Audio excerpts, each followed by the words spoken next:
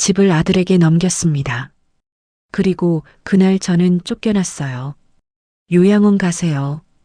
그 말 한마디에 제가 살던 집에서 밀려났습니다. 믿었기 때문에 당했고 가족이었기 때문에 더 아팠습니다. 하지만 그날 이후 저는 알게 됐습니다. 이건 우연이 아니라 처음부터 계획된 일이었다는 걸요. 이야기 시작 전 구독과 좋아요 눌러주시고 어디에서 시청하고 계신지 댓글 남겨주시기를 부탁드립니다. 영상 제작에 큰 도움이 됩니다. 이제 이야기를 시작할게요. 1. 그 집에서 저는 쫓겨났어요. 아침 공기가 이상하게 차갑던 날이었죠. 평소와 다를 것 없던 하루였는데 그날만큼은 집안 공기가 낯설게 느껴졌어요. 식탁 위에는 늘 제가 차려놓던 반찬들이 그대로 있었어요. 김치도 국도 밥도 모두 제가 만든 것들이었죠. 그런데 아무도 그걸 먹지 않았어요. 며느리는 스마트폰만 보고 있었고 아들은 시선조차 마주치지 않았어요. 마치 제가 없는 사람처럼요. 그 순간 이상하다는 생각이 들었어요. 무슨 일 있니? 제가 조심스럽게 물었죠. 하지만 돌아온 건 한숨이었어요. 어머니, 이제 그만하셔야죠. 그 말이 왜 그렇게 차갑게 들렸는지 모르겠어요. 그만하라니. 제가 뭘 잘못했길래요? 저는 이 집에서 30년을 살았어요. 남편과 함께 피땀 흘려 마련한 집이었고 아이를 키우고 가족을 위해 살았던 제 인생이 담긴 공간이었죠. 그런데 그날 저는 처음으로 느꼈어요. 아, 이 집에서 제가 필요 없는 사람이 되었구나 하고요. 집 정리하셔야 할 것 같아요. 며느리가 말했어요. 아주 아무렇지 않게요. 마치 택배 반품하듯이요. 저는 순간 말문이 막혔어요. 정리라니 무슨 말이니? 그러자 아들이 고개를 들었어요. 그리고 저를 똑바로 보더군요. 그 눈빛은 제가 알던 아들의 눈이 아니었어요. 엄마, 이 집 이제 우리 거야. 그 말이 떨어지는 순간 심장이 내려앉는 느낌이었죠. 우리 거라니요? 무슨 소리야, 이 집은. 끝까지 말도 못했어요. 며느리가 말을 잘랐거든요. 명예 이전 다 끝났어요. 그 한마디에 세상이 멈춘 것 같았어요. 명예 이전? 저는 그런 걸 한 적이 없었어요. 아니, 기억이 없었어요. 어머니가 직접 도장 찍으셨잖아요. 며느리가 피식 웃으며 말했죠. 그때서야 기억이 스쳐 지나갔어요. 몇 달 전 아들이 서류를 들고 와서 세금 문제 때문에 잠깐 필요한 거다라고 했던 날이요. 그때 저는 아무 의심 없이 도장을 찍었어요. 제 아들이니까요. 설마 그게 이런 일이 될 줄은 꿈에도 몰랐죠. 엄마도 이제 좀 편하게 사셔야죠. 아들이 그렇게 말했어요. 편하게요? 집에서 쫓겨나는 게 편한 건가요? 그 순간 제가 얼마나 어리석었는지 깨달았어요. 가족이라고 믿었던 사람들, 내 전부였던 사람들, 그 사람들이 저를 버리고 있었어요. 저 어디로 가라고? 제 입에서 겨우 나온 말이었죠. 그러자 며느리가 너무도 쉽게 말했어요. 요즘 좋은 요양원 많아요. 그 말에 가슴이 찢어지는 줄 알았어요. 요양원이요? 제가 아직 멀쩡히 걸어다니고 밥도 하고 살림도 하는데요. 엄마, 우리도 살아야죠. 아들이 덧붙였어요. 그 한마디에 모든 게 무너졌어요. 아, 이건 설득이 아니구나. 이미 끝난 일이구나 싶었죠. 그날 저는 제 집에서 쫓겨났어요. 짐이라고 해봐야 작은 가방 하나였죠. 30년 인생이 고작 그 정도였어요. 문을 나서는데 뒤에서 들리는 소리가 있었어요. 문 잠가. 그 말이 제 등을 밀어냈어요. 그렇게 저는 갈 곳 없는 사람이 되었어요. 하지만 그때는 몰랐죠. 이 모든 일이 단순한 배신이 아니라는 걸요. 그리고 이 집 한 채 때문에 더 큰 진실이 숨겨져 있다는 걸요. 그 진실이 밝혀지는 순간 모든 게 뒤집히게 될 거라는 걸요. 그날의 저는 아직 아무것도 모르고 있었어요. 아무도 제 편이 아니었어요. 집에서 쫓겨난 그날 저는 한참을 걸었어요. 어디로 가야 할지 몰라서요. 발길 닿는 대로 걷다 보니 어느새 낯선 골목에 서 있더라고요. 손에는 작은 가방 하나, 그 안에는 갈아입을 옷 몇 벌과 오래된 통장 하나가 전부였죠. 그게 제 인생의 전부가 되어버렸어요. 이게 말이 되나? 혼잣말이 계속 나왔어요. 아직도 믿기지가 않았거든요. 아들이 저를 그렇게 내쫓았다는 게요. 그래서 저는 마지막으로 한 번만 더 믿어보기로 했어요. 그래, 오해일 수도 있지. 그렇게 스스로를 설득하면서 전화를 걸었어요. 첫 번째는 남편의 친구였어요. 평생을 가족처럼 지냈던 분이었죠. 여보세요, 저예요. 제가 조심스럽게 말을 꺼냈어요. 혹시 오늘 무슨 일 있었는지 들으셨어요? 잠깐의 침묵이 흐르더니 그분이 낮게 말했어요. 이미 다 들었어. 그 한마디에 가슴이 철렁 내려앉았어요. 그럼 좀 도와주실 수? 말을 끝내기도 전에 차갑게 잘렸어요. 그만해. 이제 와서 무슨 소용이야. 그 말이 비수처럼 꽂혔죠. 그게 무슨 말씀이세요? 제가 떨리는 목소리로 물었어요. 그러자 그분이 한숨을 쉬며 말했어요. 이미 정리된 일이야. 괜히 끼어들었다가 나만 곤란해져. 그 말, 결국 이거였죠. 나는 내 편이 아니다. 전화는 그렇게 끊겼어요. 손이 덜덜 떨렸어요. 그래도 아직 한 사람 남았다고 생각했어요. 제 여동생이요. 어릴 때부터 서로 의지하며 살았던 세상에서 제일 가까운 사람이었죠. 설마 너까지 그러진 않겠지. 그렇게 중얼거리며 전화를 걸었어요. 언니야. 제가 말하자마자 동생이 먼저 입을 열었어요. 언니나 전화 안 받으려고 했어. 그 말에 숨이 막혔어요. 왜 그래? 그러자 동생이 조심스럽게 말했어요. 언니, 나 다 알아. 다 안다고요? 뭘 안다는 거야? 제 목소리가 점점 작아졌어요. 그러자 동생이 결정적인 말을 했어요. 언니가 먼저 집 넘겼다며. 그 순간 머릿속이 하얘졌어요. 제가 먼저요? 아니야, 그게 아니라. 급하게 설명하려 했어요. 하지만 동생은 제 말을 듣지 않았어요. 언니, 이제 와서 그러지 마. 그 말이 너무 쉽게 나왔어요. 애들도 생각해야지. 애들이요? 언니가 욕심 부린 거잖아. 그 한마디에 심장이 완전히 무너졌어요. 욕심이요? 제가요? 저는 그저 가족을 믿었을 뿐인데요. 너까지 그렇게 생각해? 제가 겨우 물었죠. 그러자 동생이 잠시 망설이다가 말했어요. 언니, 그냥 요양원 알아봐. 그 말, 아까 며느리가 했던 말이랑 똑같았어요. 그 순간 깨달았어요. 아, 이미 다 끝났구나.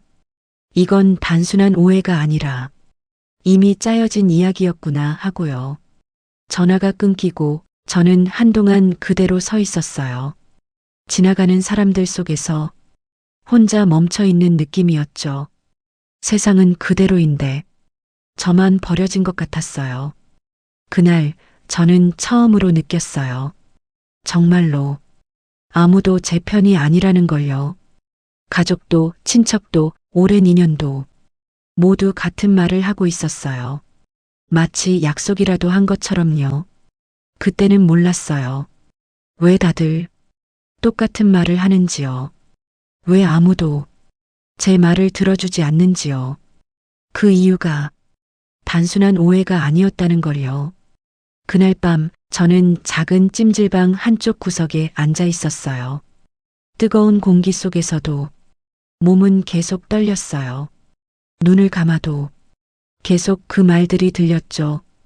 이미 다 끝났어. 요양원가. 욕심부린 거잖아. 그 말들이 머릿속에서 계속 맴돌았어요. 그렇게 저는 하룻밤 사이에 가족도 집도 그리고 제자리도 모두 잃어버렸어요. 하지만 그때는 정말 몰랐어요. 이 모든 일이 단순한 배신이 아니라 누군가가 의도적으로 만든 계획이라는 걸요. 그리고 그 계획 속에 제가 왜 포함되어 있는지 그 이유를 알게 되는 순간 모든 게 뒤집히게 될 거라는 걸요.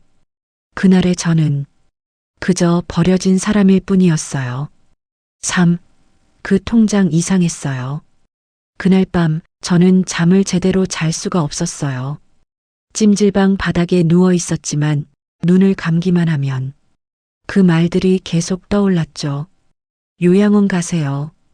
이미 끝났어요. 욕심부린 거잖아요. 그 말들이 머릿속을 계속 맴돌았어요. 그래서 결국 자리에서 일어났어요. 가만히 있으면 미쳐버릴 것 같았거든요. 한쪽 구석에 앉아서 가방을 열었어요. 정말 가진 게 별로 없더라고요. 옷 몇 벌, 낡은 지갑, 그리고 통장 하나. 그 통장, 남편이 살아있을 때부터 쓰던 거였어요. 생활비도 적금도 다 그 통장으로 했죠. 저는 아무 생각 없이 그 통장을 넘겨봤어요. 그냥 습관처럼요. 그런데 이상했어요. 손이 멈췄어요. 최근 거래 내역이 기억이 안 나는 것들이었어요. 분명 제가 쓴 적 없는 금액들이 여러 번 빠져나가 있었거든요. 그것도 적은 돈이 아니었어요. 이게 뭐지? 제가 혼잣말을 했죠. 기억을 아무리 더듬어 봐도 이 돈을 쓴 적이 없었어요. 아니, 쓸 수가 없는 돈이었어요. 제가 그런 큰 금액을 혼자 쓸 일이 없었으니까요. 그때 문득 한 장면이 떠올랐어요. 몇 달 전이었죠. 아들이 웃으면서 제 옆에 앉았어요. 엄마, 요즘 통장 정리 좀 해야 돼. 그렇게 말하면서 카드를 가져갔어요. 내가 대신 해줄게. 그때 저는 고맙다고만 했어요. 제가 뭘 잘 몰라서요. 그런데 지금 생각해보니 설마 심장이 쿵 내려앉았어요. 그날 이후로 통장을 제대로 본 적이 없었어요. 믿었으니까요. 내 아들이니까요. 하지만 지금은 그 믿음이 하나씩 무너지고 있었어요. 저는 급하게 통장 맨 뒤를 넘겼어요. 그리고 손이 멈췄어요. 잔액이 제가 생각했던 금액이 아니었어요. 이게 왜 이렇게? 원래는 노후 대비로 모아둔 돈이 있었어요. 적지 않은 금액이었죠. 그걸로 저는 조용히 늙어갈 생각이었어요. 누구한테 기대지 않고 남한테 짐 되지 않으려고요. 그런데 지금은 거의 비어 있었어요. 그 순간 숨이 막히는 줄 알았어요. 아니야, 이건 뭔가 잘못된 거야. 제가 스스로를 붙잡았어요. 하지만 머릿속에서는 이미 답을 알고 있었어요. 이건 실수가 아니에요. 누군가 의도적으로 건드린 거예요. 그리고 그 누군가가 누군지도 알 것 같았어요. 손이 떨리기 시작했어요. 배신이라는 감정이 이렇게 무서운 건 줄 그때 처음 알았어요. 그런데 그게 끝이 아니었어요. 통장 사이에 낯선 종이 한 장이 끼어 있었거든요. 이건 또 뭐지? 조심스럽게 꺼냈어요. 그건 은행 서류였어요. 그런데 이상했어요. 제 이름이 적혀 있었는데 내용은 제가 모르는 거였어요. 대리인 위임. 그 단어가 눈에 들어왔어요. 대리인? 누가? 그 밑을 보는 순간 손에서 종이가 떨어질 뻔했어요. 아들의 이름이 적혀 있었거든요. 그 순간 모든 조각이 맞춰지기 시작했어요. 진명의 이전, 통장 정리, 사라진 돈. 이게 전부 우연이 아니었어요. 처음부터 계획된 거였어요. 나를 속인 거야. 그 말이 입 밖으로 나왔어요. 목소리가 제가 아닌 것 같았어요. 그때였어요. 뒤에서 누군가 제 이름을 불렀어요. 혹시 씨 맞으세요? 저는 놀라서 뒤를 돌아봤어요. 낯선 남자가 서 있었어요. 정장을 입고 있었고 손에는 서류 가방이 들려 있었죠. 누구세요? 제가 경계하며 물었어요. 그러자 그 남자가 조용히 말했어요. 오래 찾았습니다. 그 말에 등골이 서늘해졌어요. 저를 찾았다고요? 왜요? 그 남자가 천천히 말을 이었어요. 지금 상황 대충 알고 있습니다. 그 순간 심장이 다시 뛰기 시작했어요. 이 사람, 뭔가 알고 있어요. 누구신데요? 제가 다시 물었죠. 그러자 그 남자가 잠깐 저를 바라보더니 이렇게 말했어요. 이 이야기는 밖에서 하시죠. 그 한마디에 이상하게도 도망쳐야 할 것 같으면서도 붙잡아야 할 것 같았어요. 그날 저는 처음으로 느꼈어요. 이 모든 일이 단순한 가족 싸움이 아니라는 걸요. 그리고 제가 아직 모르는 무언가가 있다는 걸요. 그게 제 인생을 완전히 바꿔놓을 거라는 것도요. 그 사람 제 과거를 알고 있었어요. 찜질방 문을 나서는 순간 찬 공기가 얼굴을 때렸어요. 정신이 조금 돌아오는 느낌이었죠. 하지만 제 앞에 서 있는 그 남자를 보자 다시 심장이 빨리 뛰기 시작했어요. 어디로 가자는 거예요? 제가 조심스럽게 물었어요. 그 남자는 잠시 주변을 살피더니 조용히 말했어요. 근처에 조용한 데가 있습니다. 말투가 이상하게도 단정했어요. 익숙하지 않은 느낌이었죠. 저는 잠깐 망설였어요. 낯선 사람을 따라가는 게 맞는 건지. 하지만 지금 제 상황에서 더 잃을 것도 없다는 생각이 들었어요. 알겠습니다. 그렇게 저는 그 남자를 따라갔어요. 작은 찻집에 들어갔죠. 사람도 거의 없고 조용한 곳이었어요. 자리에 앉자마자 제가 먼저 입을 열었어요. 이제 말씀해 주세요. 저를 왜 찾으신 건지요. 손은 여전히 떨리고 있었어요. 그 남자는 잠시 저를 바라보더니 천천히 서류 가방을 열었어요. 그리고 두꺼운 파일 하나를 꺼냈죠. 이걸 먼저 보시죠. 그 말과 함께 제 앞에 파일을 밀어 놓았어요. 저는 조심스럽게 그걸 열어봤어요. 그 순간 숨이 멎는 줄 알았어요. 사진이 있었어요. 오래된 사진이었죠. 젊은 시절이 저였어요. 이게 어떻게 손이 떨렸어요. 제가 잊고 살았던 얼굴이었어요. 아니, 잊으려고 했던 얼굴이었죠. 그 남자가 말했어요. 기억하시겠습니까? 그 질문에 입이 떨어지지 않았어요. 기억하고 있었어요. 하지만 말하고 싶지 않았어요. 그때 그 시절은 제 인생에서 지워버리고 싶었던 시간이었으니까요. 왜 이걸 겨우 말을 꺼냈어요. 그러자 그 남자가 차분하게 말했어요. 그 이야기를 하려고 온 겁니다. 그 목소리는 놀랍도록 침착했어요. 마치 오래 준비한 사람처럼요. 지금 겪고 계신 일, 우연이 아닙니다. 그 말에 고개가 들렸어요. 우연이 아니라니요?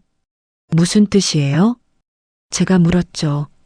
그 남자가 파일을 한 장 넘겼어요. 그 안에는 또 다른 서류들이 있었어요.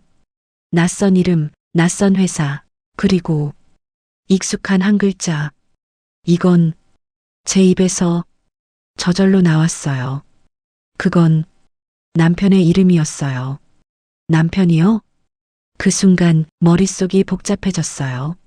남편은 이미 몇 년 전에 세상을 떠났어요. 평범한 사람이었어요. 적어도 저는 그렇게 알고 있었죠. 그런데 아닙니다. 그 남자가 단호하게 말했어요. 평범한 분이 아니었습니다. 그 한마디에 숨이 막혔어요. 무슨 말씀이세요?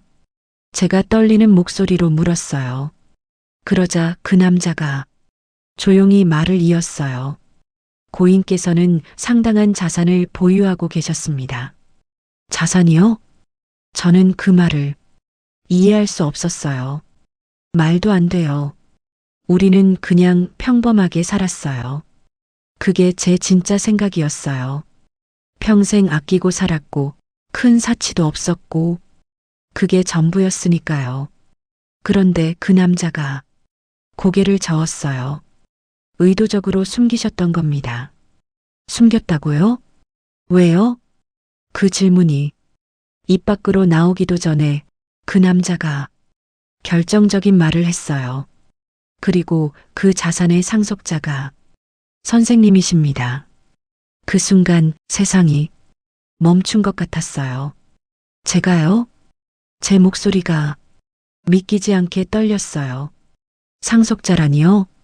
그럼 지금까지 모르셨던 겁니다. 그 남자가 말했어요.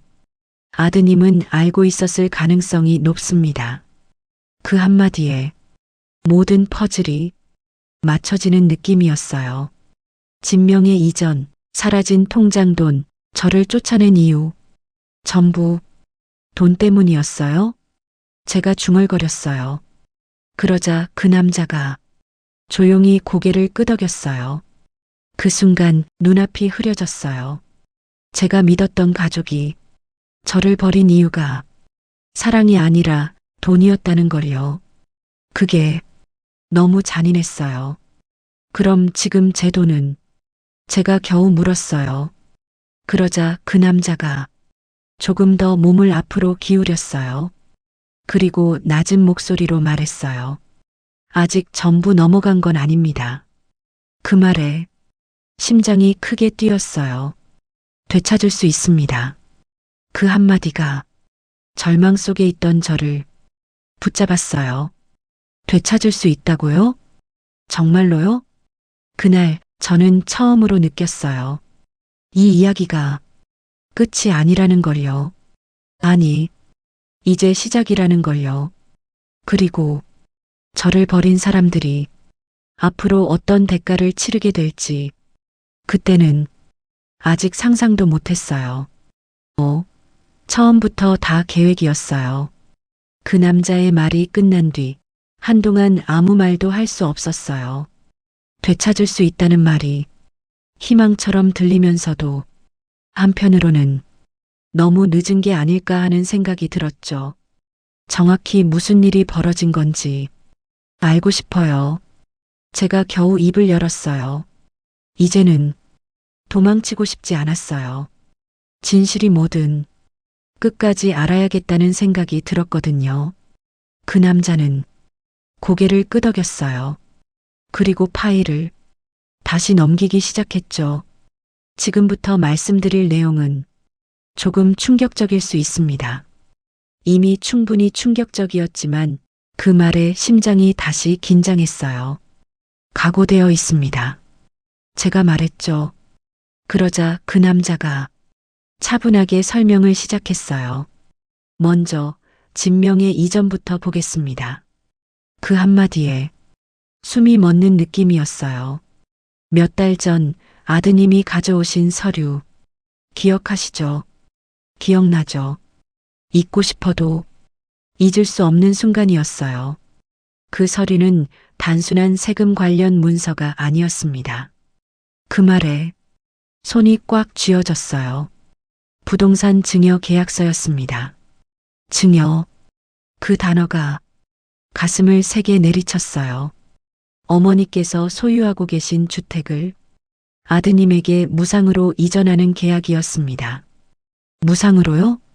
저는 아무것도 받은 게 없었어요. 그럴 리가 없어요. 저는 그런 거 들은 적도 없어요. 제가 급하게 말했죠. 그러자 그 남자가 조용히 한 장의 서류를 내밀었어요. 여기 서명과 도장이 있습니다. 그 종이를 보는 순간 손이 떨렸어요. 분명 제 도장이었어요. 제 글씨였고요. 그런데 왜 기억이 안 나지? 제가 중얼거렸어요. 그러자 그 남자가 낮은 목소리로 말했어요. 설명 없이 진행했을 가능성이 큽니다. 설명 없이요? 그럼 이건 기망에 의한 계약일 수 있습니다. 그 말이 머릿속을 울렸어요. 속였다는 거죠. 처음부터 속일 생각이었다는 거죠. 그때부터 숨이 가빠지기 시작했어요. 그 다음은 통장입니다. 그 남자가 말을 이어갔어요. 저는 이미 듣기 무서워졌어요. 하지만 멈출 수 없었어요. 아드님께서 대리인 권한을 얻은 뒤 계좌에서 일정 금액을 지속적으로 인출했습니다. 그 말에 눈이 커졌어요. 그게 생활비였던 건가요? 제가 물었죠. 하지만 남자는 고개를 저었어요. 아닙니다. 그 한마디가 더 무서웠어요. 자산 이동입니다. 자산 이동. 그게 무슨 뜻인지 이제는 알 것 같았어요. 다른 계좌로 옮긴 뒤 분산시켰을 가능성이 높습니다. 분산. 숨기기 위해서요. 그럼 제 돈은? 제가 떨리는 목소리로 물었어요. 그 남자는 잠시 멈췄다가 말했어요. 상당 부분은 이미 빠져나갔습니다. 그 말에 가슴이 내려앉았어요. 하지만 그 다음 말이 저를 다시 붙잡았어요. 하지만 전부는 아닙니다. 그 말에 숨이 다시 붙었어요. 추적 가능한 자금이 남아 있습니다. 그 한마디가 희망처럼 느껴졌어요. 그때였어요. 문득 이상한 생각이 들었어요. 잠깐만요. 제가 급하게 말했어요. 이걸 아들이 혼자 했을까요? 그 질문이 입 밖으로 나왔어요.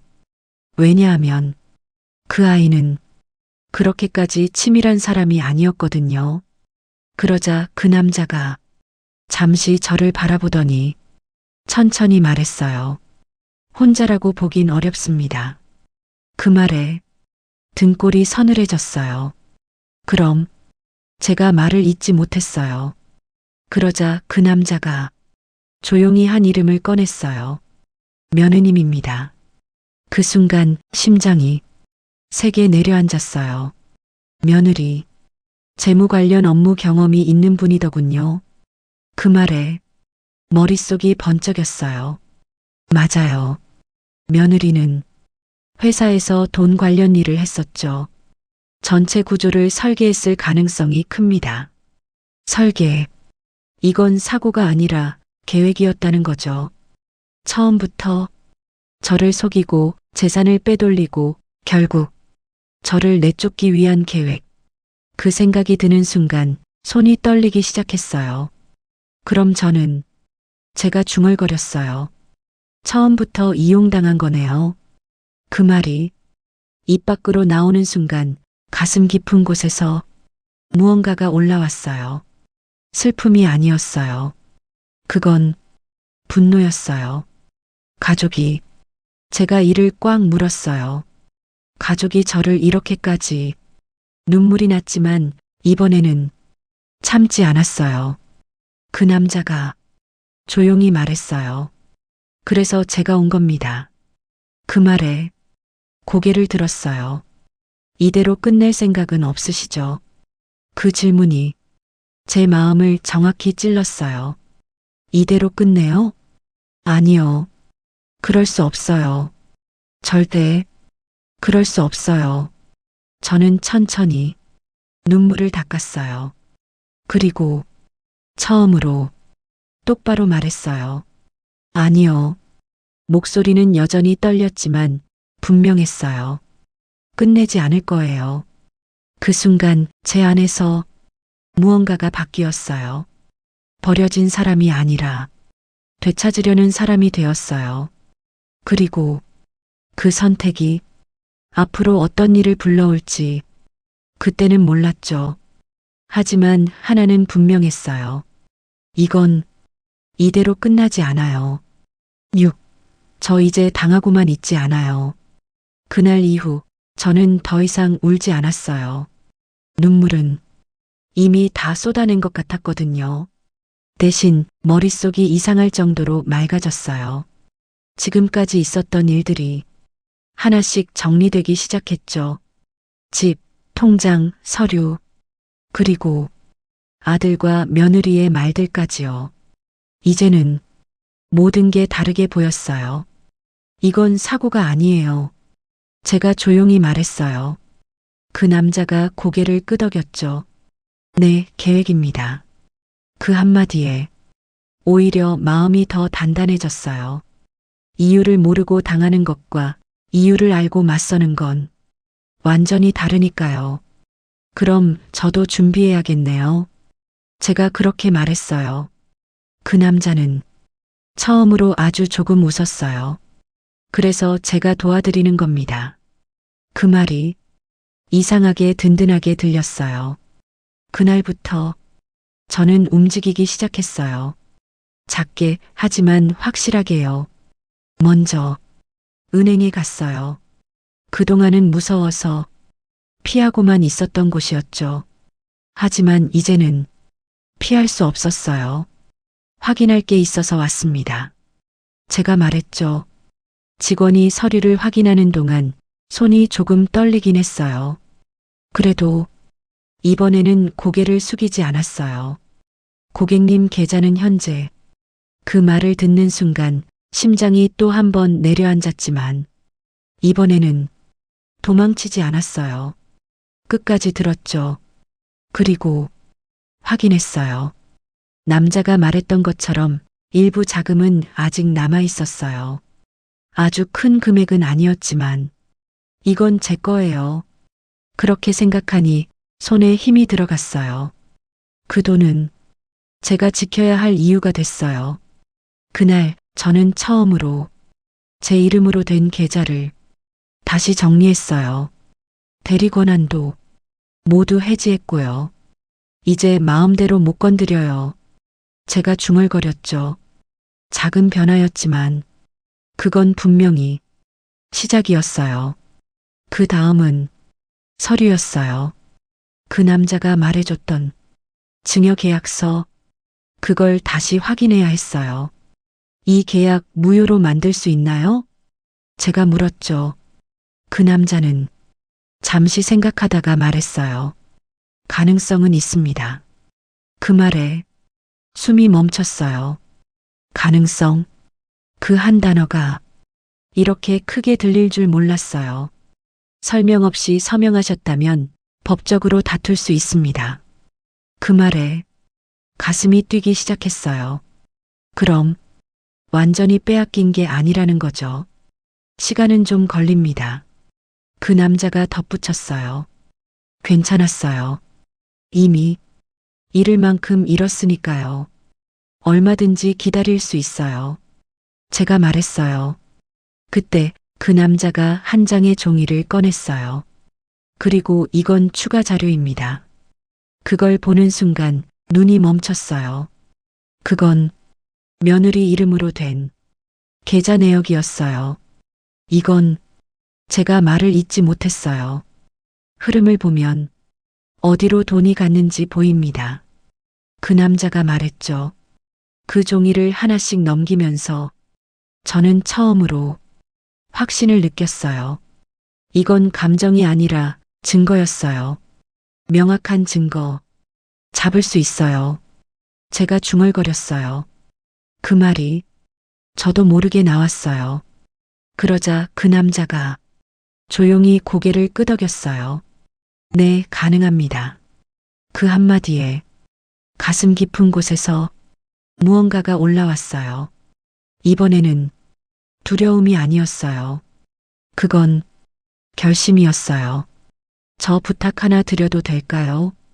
제가 조용히 말했어요. 그 남자가 저를 바라봤죠. 말씀하시죠.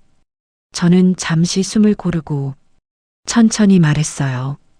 그 사람들, 제가 직접 보게 해주세요. 그 말은 이미 제 안에서 결정된 거였어요.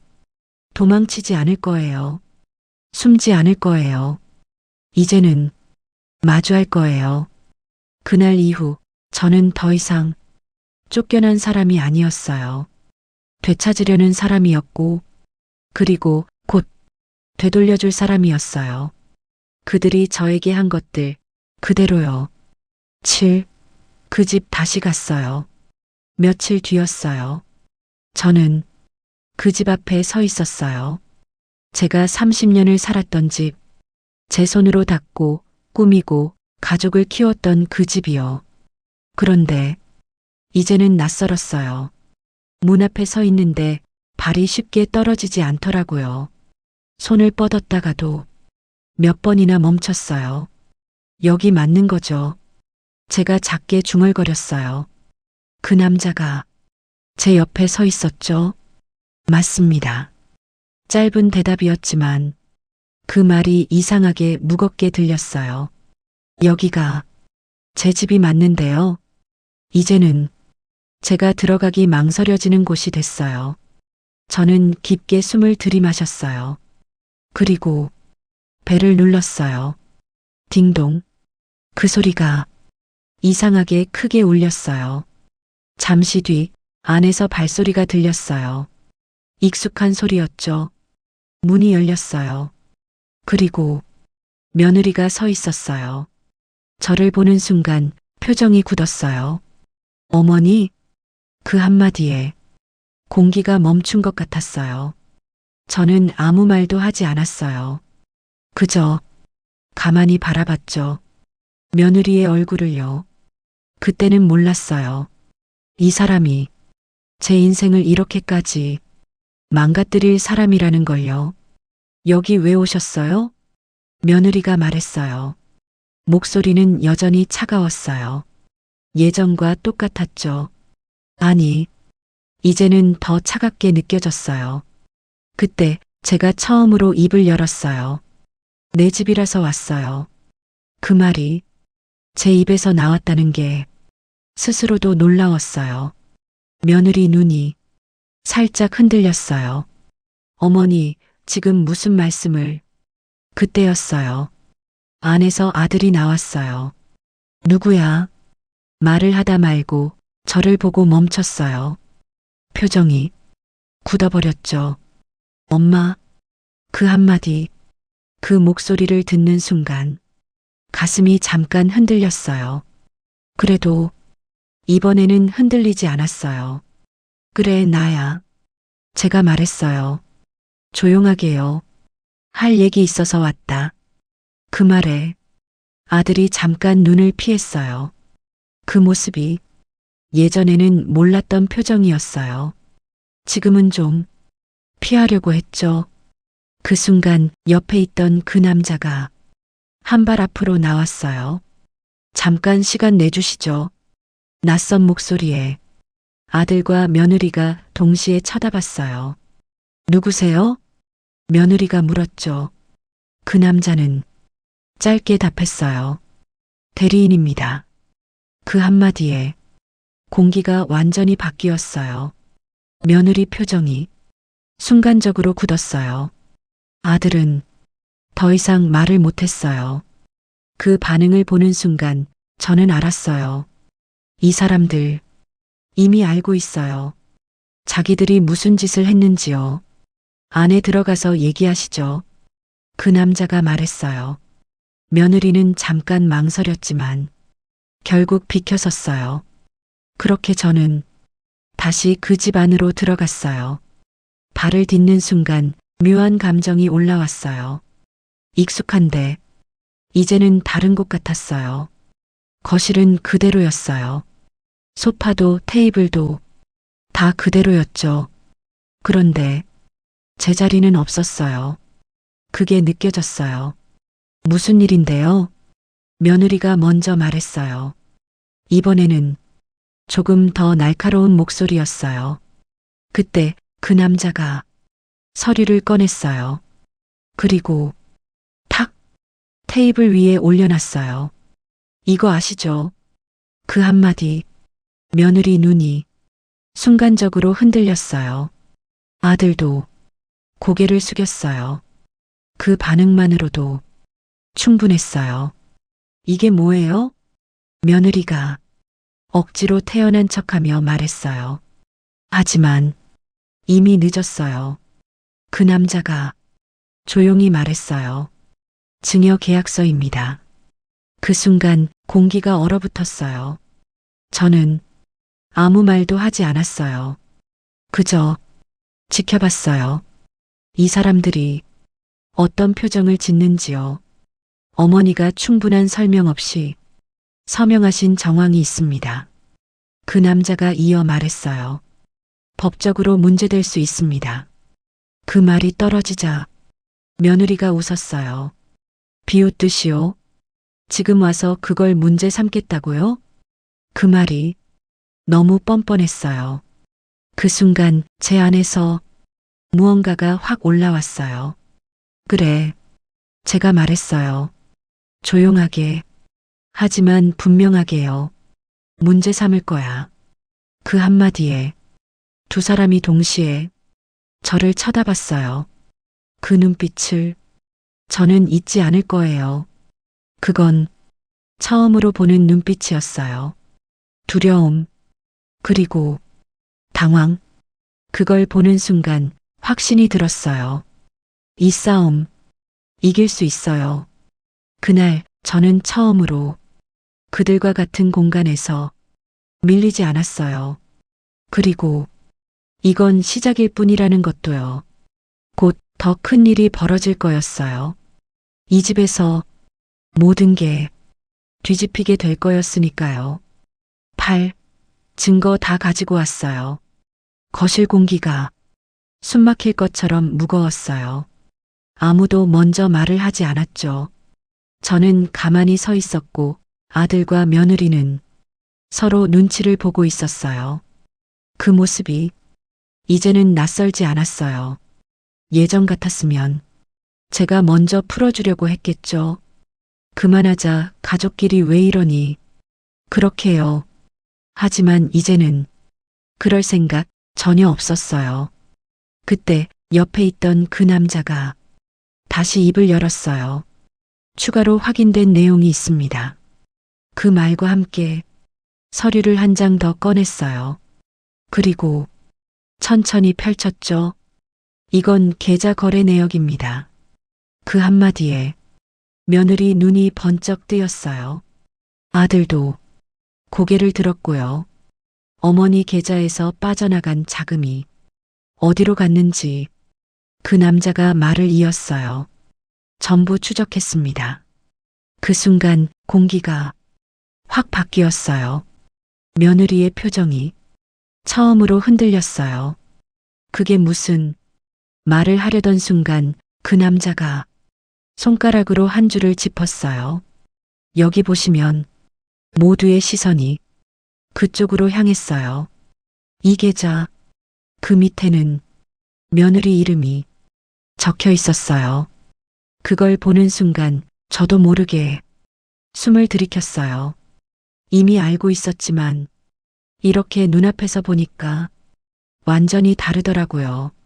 이건 아들이 먼저 말을 꺼냈어요. 하지만 끝까지 말하지 못했어요. 설명하시겠습니까?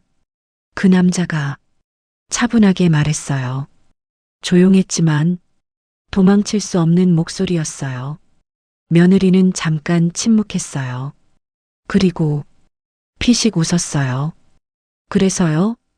그 말이 너무 뻔뻔해서 오히려 놀랐어요. 가족끼리 돈 좀 옮긴 게 문제라도 되나요? 그 말에 순간 귀를 의심했어요. 가족끼리요?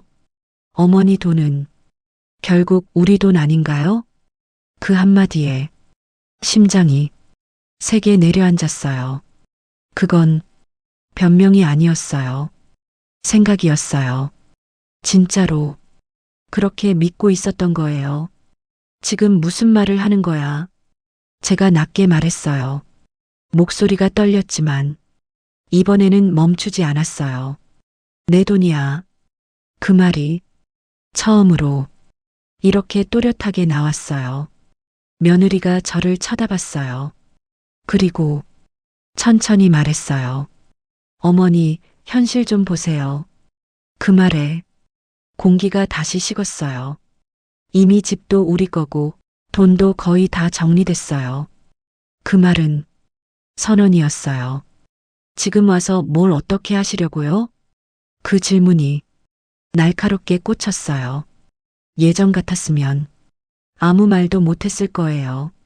하지만 이번에는 달랐어요. 되돌릴 거야. 제가 말했어요. 짧게요. 그 한마디에 며느리가 웃었어요. 어떻게요?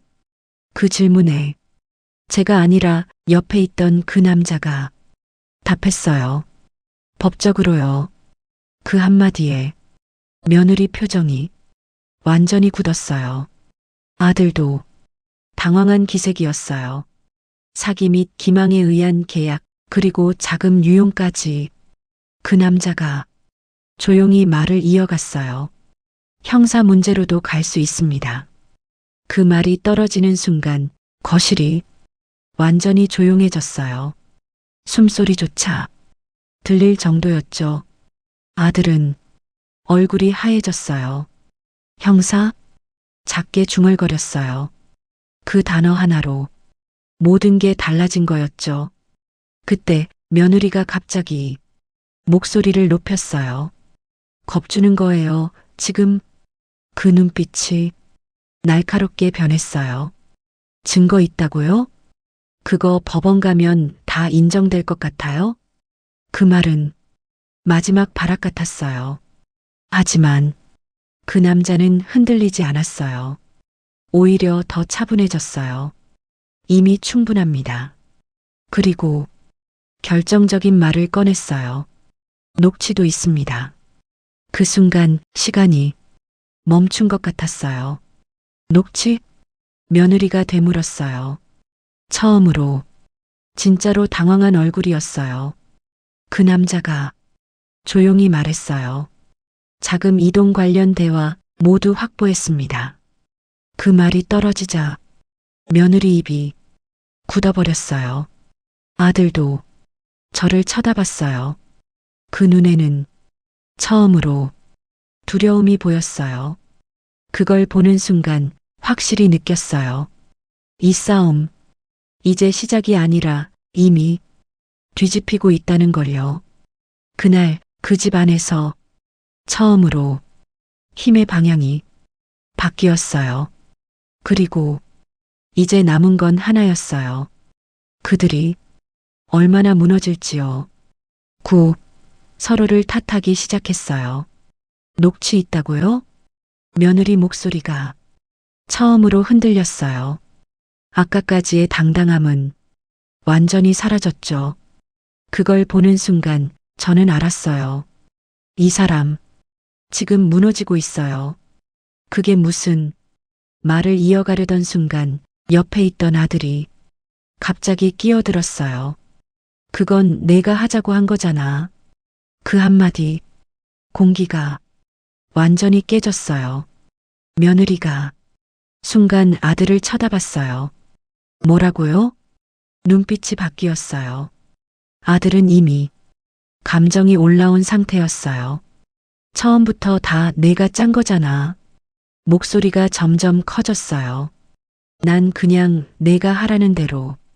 그 말이 끝나기도 전에 며느리가 탁 하고 말을 잘랐어요. 지금 책임을 나한테 넘기는 거예요? 그 목소리 완전히 달라졌어요. 차갑고 날카롭고 그리고 화가 난 목소리였어요. 당신도 다 알았잖아요. 며느리가 소리쳤어요. 서류 가져올 때도, 도장 찍게 할 때도 그 말이 모든 걸 드러냈어요. 아들은 잠깐 말을 잃었어요. 하지만 곧 다시 소리를 질렀어요. 그래도 이렇게까지 될 줄은 몰랐지. 그 말에 저는 피식 웃음이 나왔어요. 이제 와서요? 그럼 지금 상황이 누구 때문인데요? 며느리가 비웃듯이 말했어요. 당신이 욕심내서 시작한 거 아니에요? 그 한마디에 아들 표정이 굳었어요. 내가 그 말이 떨렸어요. 그래, 당신이요. 며느리가 한 발짝 다가섰어요. 당신이 먼저 말했잖아요. 그 순간 저는 숨을 멈췄어요. 엄마 돈 우리가 관리하자고. 그 말이 공기 속에 그대로 멈춰버렸어요. 아들은 아무 말도 못했어요. 그 표정, 처음 보는 얼굴이었어요. 당황, 분노, 그리고 들킨 사람의 얼굴이었어요. 그건 아들이 말을 더듬었어요. 그건 그냥, 하지만 이미 늦었어요. 며느리가 더 밀어붙였어요. 그리고 집도요. 그 말에 제 심장이 다시 쿵 내려앉았어요. 당신이 먼저 명예 넘기자고 했잖아요. 그 순간 모든 퍼즐이 완전히 맞춰졌어요. 며느리만이 아니었어요. 아들도 까치였어요. 처음부터요. 엄마 혼자 두면 나중에 문제된다고. 그 말을 듣는 순간 숨이 턱 막혔어요. 문제요? 제가요? 그때 아들이 갑자기 소리쳤어요. 그래도 넌 선 넘었어. 그 말에 며느리가 웃었어요. 이제 와서요? 그 웃음, 비웃음이었어요. 돈 옮길 때는 좋았죠? 그 말에 아들은 완전히 말을 잃었어요. 그 모습을 보면서 저는 느꼈어요. 이 사람들 이미 끝났어요. 서로 믿지 못하는 순간 가족은 아니니까요. 그때 제가 천천히 입을 열었어요. 이제 알겠네. 두 사람이 동시에 저를 쳐다봤어요. 누가 시작했고 누가 설계했는지. 말은 조용했지만 공기가 완전히 달라졌어요. 둘 다였구나. 그 한마디에 두 사람 모두 아무 말도 못했어요. 그 침묵이 답이었어요. 저는 더 이상 화를 내지 않았어요. 오히려 차분해졌어요. 잘 들었어. 제가 말했어요.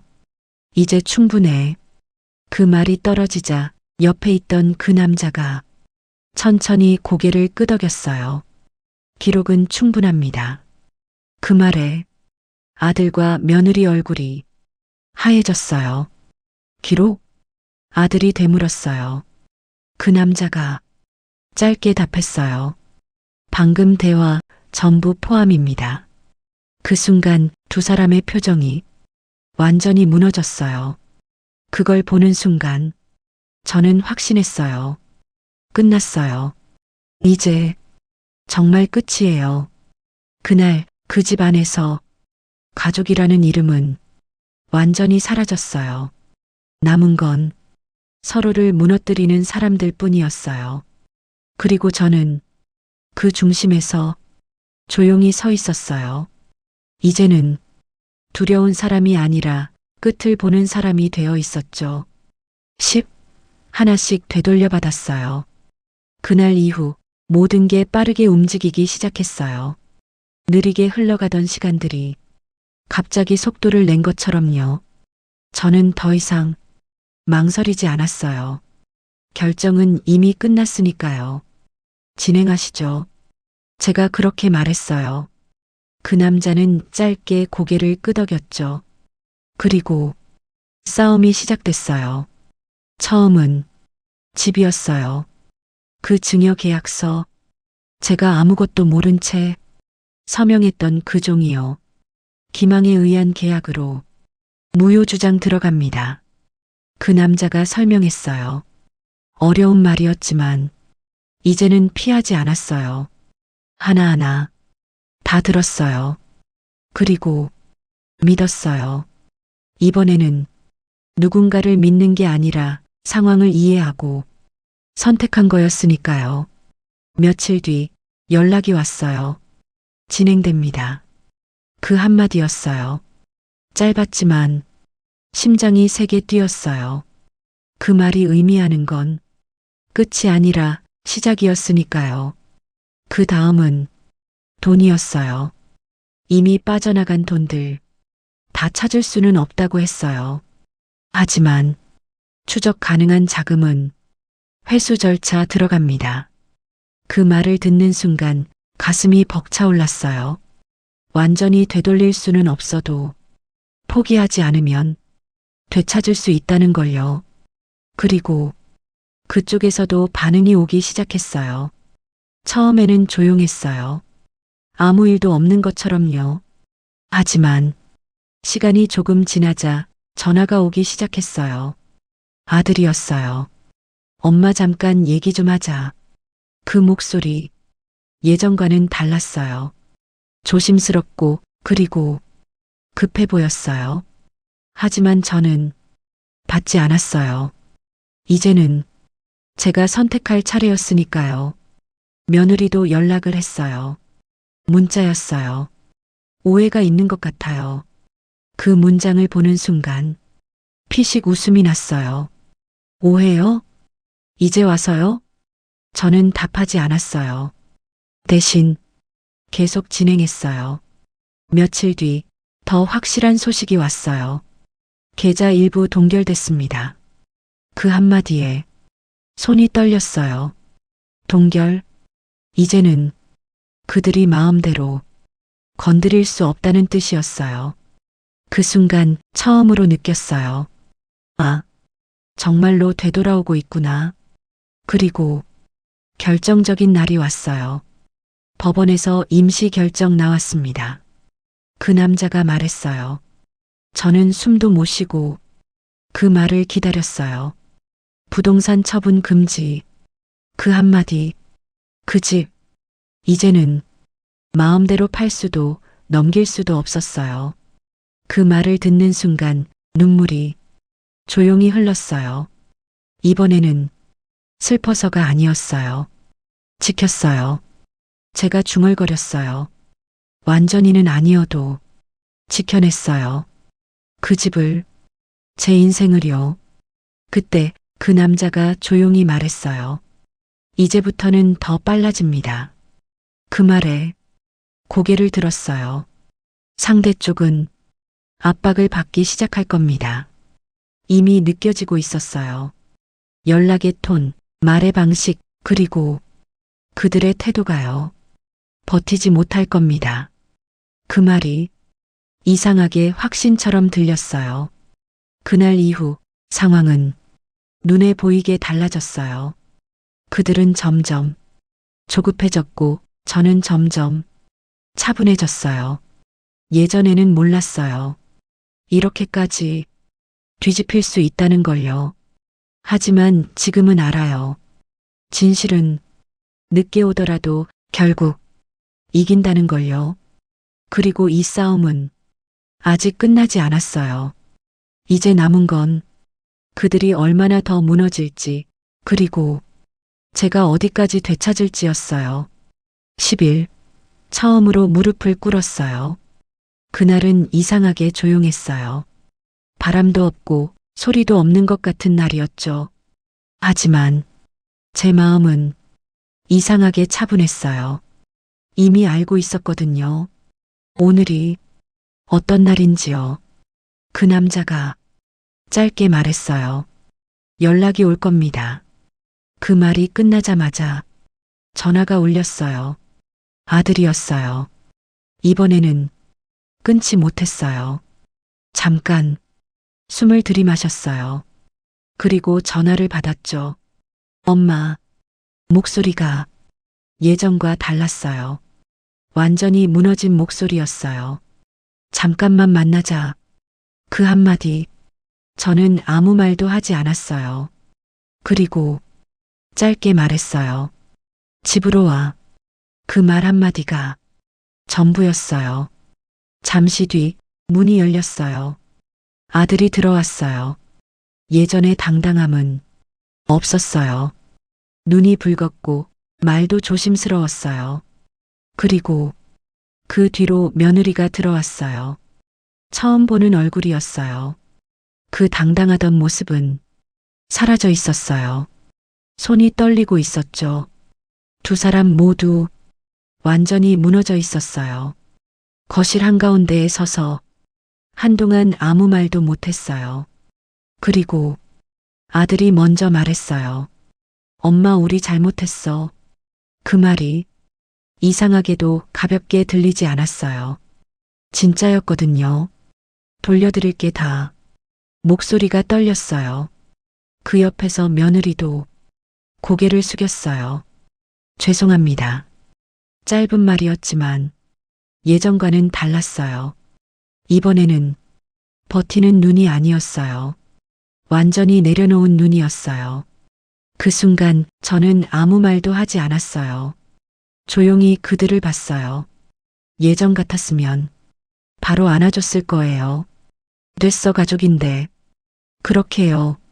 하지만 지금은 그럴 수 없었어요. 왜 그랬니?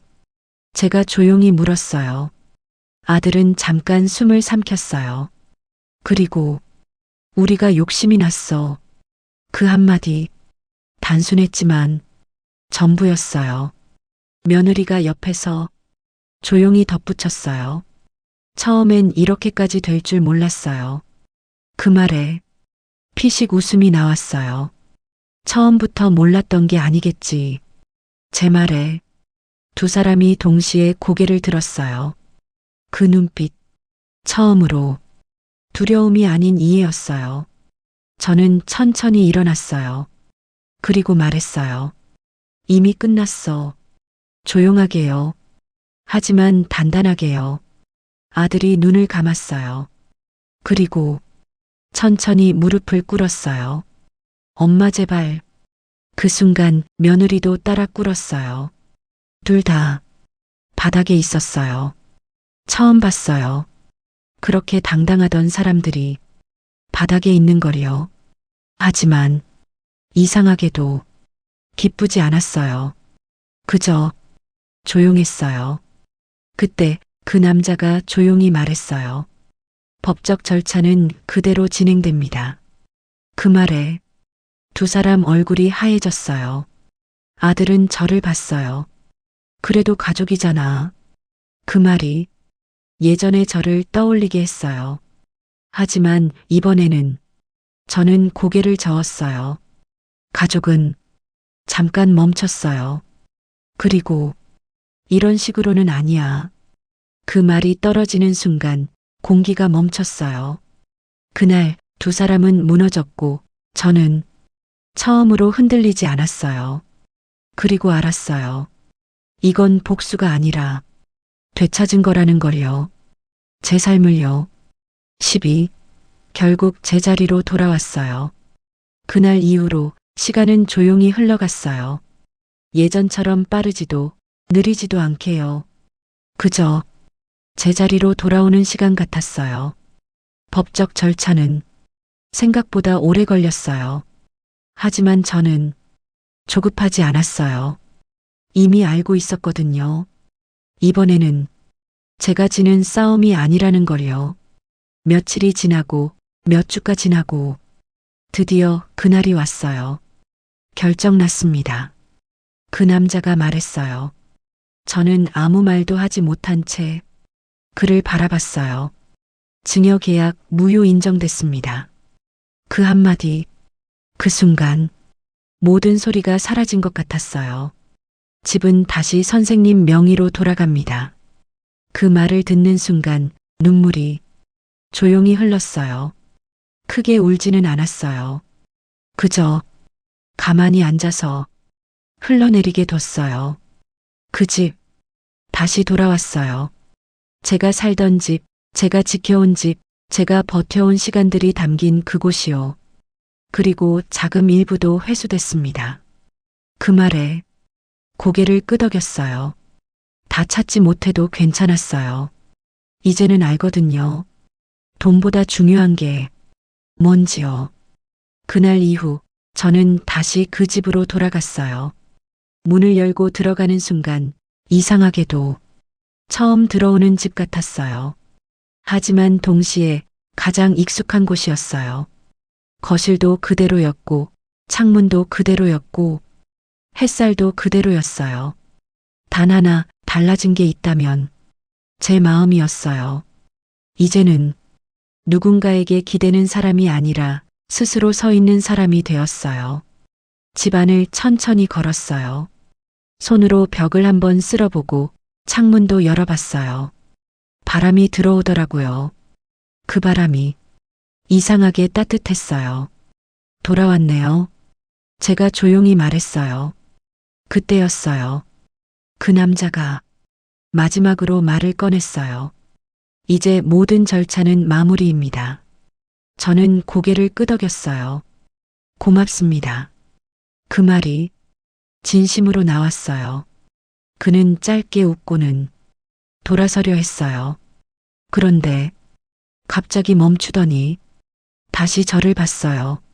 한 가지 더 말씀드릴 게 있습니다. 그 말에 고개를 들었어요. 아직 끝이 아닐 수도 있습니다. 그 한마디에 심장이 다시 조용히 뛰기 시작했어요. 무슨 말씀이세요? 제가 물었죠. 그 남자가 잠시 저를 바라보더니 말했어요. 고인께서 남기신 자산 전부 확인된 건 아닙니다. 그 순간 숨이 멎는 줄 알았어요. 남아있다고요? 그 남자가 고개를 끄덕였어요. 해외 쪽 자산이 추가로 확인될 가능성이 있습니다. 그 말이 조용히 떨어졌어요. 하지만 그 여운은 굉장히 컸어요. 저는 한동안 아무 말도 하지 못했어요. 그저 창문 밖을 바라봤어요. 햇살이 들어오고 있었어요. 따뜻하게요. 참 이상하네요. 제가 중얼거렸어요. 모든 걸 잃은 줄 알았는데 오히려 더 많은 걸 알게 됐어요.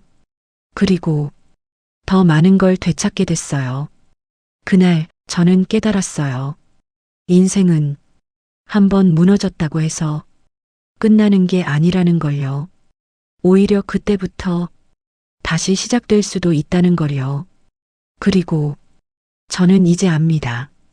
누군가가 저를 밀어내도 제자리까지 빼앗을 수는 없다는 걸요. 그건 제가 지켜낸 거니까요. 집 한 채 때문에 시작된 배신. 하지만 끝은 전부 되찾는 이야기였어요.